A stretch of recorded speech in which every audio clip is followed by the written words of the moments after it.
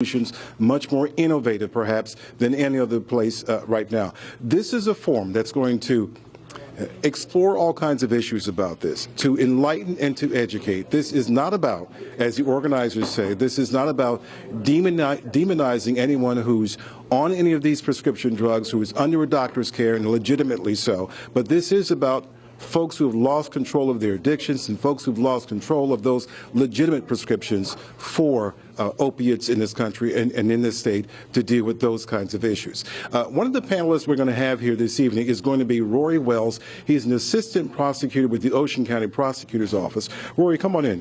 Thank you for joining us. You spend a lot of time, you're welcome. You spend a lot of time talking to community organizations and kids in this area. How bad is the situation here in Ocean County?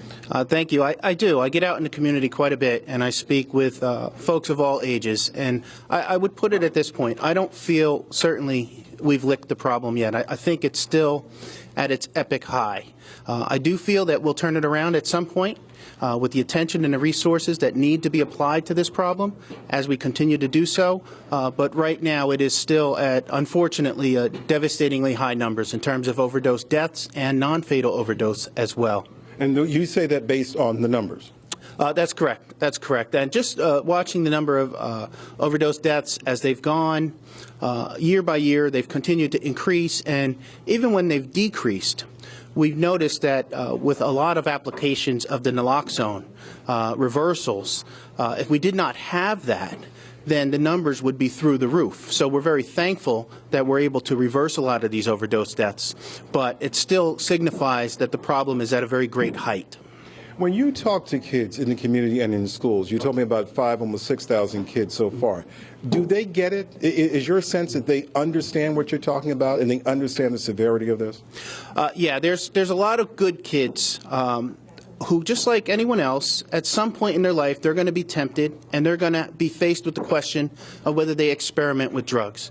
And when someone like me comes in and speaks to the school, I'm trying to reinforce values that the teachers are already trying to put in place, that the parents may already be trying to put in place, so that way they're equipped to make wise decisions. I do think the younger generation, as we continue to get through to these younger kids, I do think the problem will subside, but that's going to take time. Time and a lot of effort, a lot of energy, and a lot of resources. Correct. It's not just, you may have heard it before, it's not just one side, it's not law enforcement, it's everyone. It's the health department, it's law enforcement, it's doctors, pharmacies, faith-based, institutions. Everybody has to come together really to throw the resources at this kind of problem. And that's, I think, what it will take in order to turn the tide. All right, Rory Wells with the Ocean County Prosecutor's Office. Thank you, Rory. Thanks, Michael. You're welcome. So Mary Alice will be going here from 7 until 9 o'clock tonight, the first of 4 forums NJTV is hosting this year. And again, we're expecting almost 200 people here tonight. Mary Alice, back to you. All right, thank you very much, Michael Hill in Toms River. And we'll be live streaming this first community forum on New Jersey's drug addiction crisis at njtvnews.org tonight from 7 to 9.